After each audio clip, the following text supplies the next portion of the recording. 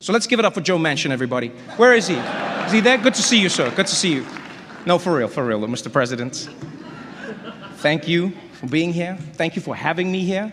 You know, I was a little confused about why me, but then I was told that you get your highest approval ratings when a biracial African guy is standing next to you, so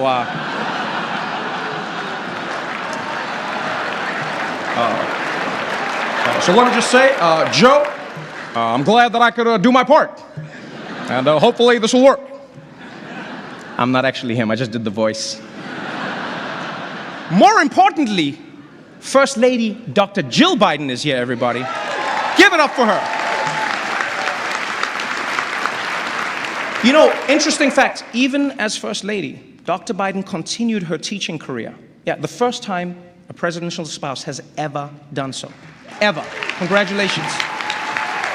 Now, you might think it's because she loves teaching so much, but it's actually because she's still paying off her student debt. I'm sorry about that, Jill. Yeah, I guess you should have voted for Bernie.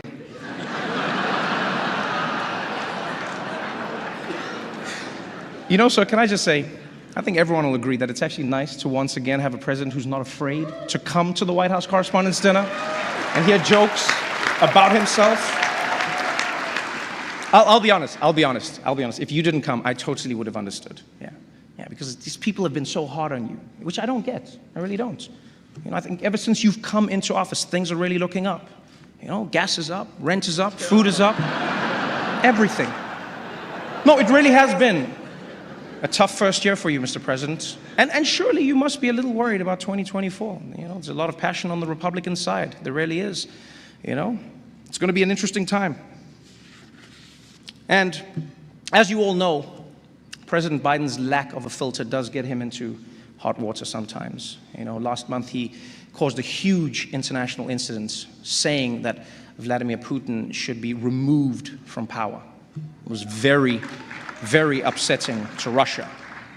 Yeah, until someone explained to them that none of the stuff Biden wants actually gets done.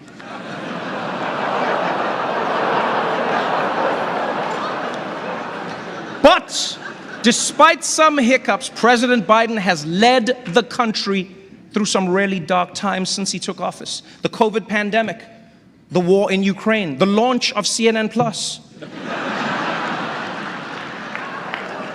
And don't forget, he's also had some major legislative successes. You know, in his first year in office, I might add. You know, he got a bipartisan infrastructure bill passed that would do everything from fixing America's roads and bridges to modernizing school buses, which Matt Gaetz' girlfriend is very excited about. Don't boo love!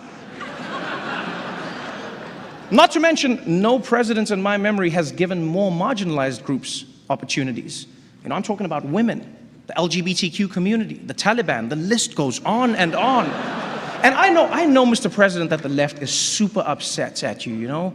But I think that they should be happy to know that you just recently announced that you're proposing a new 20% minimum tax on the super wealthy. And I will say, President Biden, that you were a big man here, a really big man. You could have targeted Donald Trump, but instead you chose to only raise taxes on billionaires. That was big of you. Really nice. Prove me wrong, show me the taxes. So,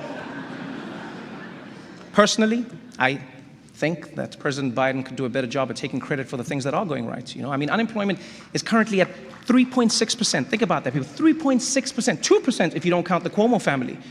And I will say, President Biden came into office and he's done well and he's done badly. And in this room, I know there's a lot of mixed reviews. You know, there was a lot of talk about how the president really respects the press. But what has he really done for you guys, huh?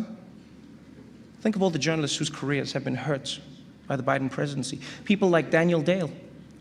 He used to be CNN's star fact checker on TV every day. But now, there's barely anything to check. Same for Glenn Kessler of the Washington Post. On the way here, I saw him on the street offering 4 Pinocchios for $1. Mr. President, that's on you. And what about Maggie Haberman? For 4 years, it was exclusives, huh? On the Russia investigation, corruption. The president doesn't read his daily briefings, on and on. Now look at her. She spends all day fighting with random people on Twitter like a common political reporter. You've ruined her, Mr. President. Now, of course, President Biden doesn't often have to deal with the media directly. Yes, that task falls to Press Secretary Jen Psaki. Fox News in the house, yeah? The top-rated news network for the past, 300 years? Killing it. And I know Fox has a bad reputation. I even feel you tense up now when I talk about them. They really do crush it. I think they get a bad rap because it's a mixed bag. They actually have really good journalists. It just depends on when you watch. All right? Fox News is sort of like a Waffle House. Yeah, it's relatively normal in the afternoon, but as soon as the sun goes down, there's a drunk lady named Janine threatening to fight every Mexican who comes in. You can't throw me out. I know the real president. How about that Fox primetime lineup, huh? Tucker Carlson, Sean Hannity, Laura Ingraham. Their coverage of COVID was really impactful. Their segments about vaccines moved their viewers into the ICU. And congrats to Sean Hannity on becoming the longest-running host in cable news history, by the way. Give it up for him. For real, give it up for him. Longest-running host. Don't hate the player. Yeah. Fun fact, Sean Hannity and Ainsley Earhart are actually dating now. Yes. Yeah, and I actually think it's beautiful to see an office romance at Fox that won't end in a $20 million settlement. Yeah. I'm sure wherever Roger Ailes is right now, he's looking up and smiling. Oh, Laura Ingraham, wow. What can you say about her that hasn't already been said by the Anti-Defamation League? Powerful. I'm just sad that Tucker Carlson isn't here today. He's my favorite. What a talent. Tucker Carlson, are you kidding me? Woo! That man's a beast. Who else could fill an entire show each night asking questions that Google could easily answer? Do vaccines work? Who really won the election? Who's the president right now? Is this America? Gripping stuff. But if we're honest, people, there's so much happening in the world right now. Sometimes it can be overwhelming, and you just want to tune it all out. And that's why I love watching CNN. Where's Jeff Zucker, by the way? Also couldn't make it? What's happening over there? Apparently, Jeff got fired after he tried to keep his workplace relationship a secret, which is weird, because if he really didn't want anyone to know about it, he could have just made a show about it on CNN+. I know, it's so sad. CNN+, gone, but forgotten. You know who I blame? CNN? I blame John King. That's who.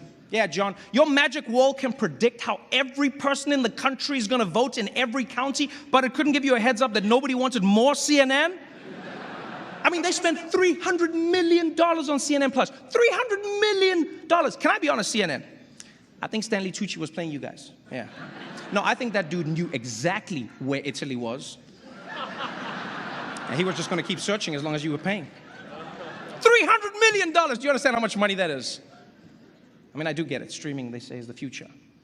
As the old saying goes, you got to spend money to make sure that Chris Cuomo doesn't get into wrongful termination lawsuits.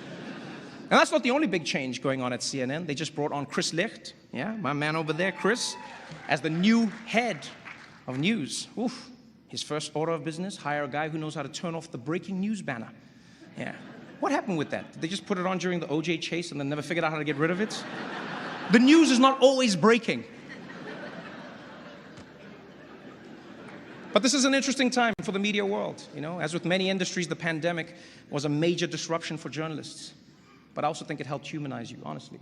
Millions of Americans watched TV anchors reporting from inside their own homes. Meanwhile, reporters in print media were like, we get it, you have homes, way to show off. And we have to face the facts. The media is in a tough position. You did say that, Mr. President. Informing the American public is harder than ever before. You're battling conspiracy theories, that the election was stolen by George Soros, that JFK Jr. is still alive, that everyone in this room is a secret pedophile. And that's just what Clarence Thomas's wife believes. It's insane, people. This is truly the golden era of conspiracy theories. Whether it's the right wing, believing Trump can still win the 2020 election, or the left, believing Joe Biden can still win the 2024 election. Thank you, Mr. President. And so as we sit in this room tonight, people, I really hope you all remember what the real purpose of this evening is. Yes, it's fun. Yes, we dress nice. Yes, the people eat, they drink, we have fun. But the reason we're here is to honor and celebrate the Fourth Estate and what you stand for, an additional check and balance that holds power to account and gives voice to those who otherwise wouldn't have one. And like, I'm not just talking about like CNN or Fox or any of the other major organizations. I'm talking about everyone. You know, the young journalists we saw today, you know, intrepid journalists who aren't even in this room in Flint, Michigan, or that daring reporter at the Des Moines Register, or the unflinching local newscaster in El Paso, Texas. Every single one of you, whether you like it or not, is a bastion of democracy. And if you ever begin to doubt your responsibilities, if you ever begin to doubt how meaningful it is, look no further than what's happening in Ukraine.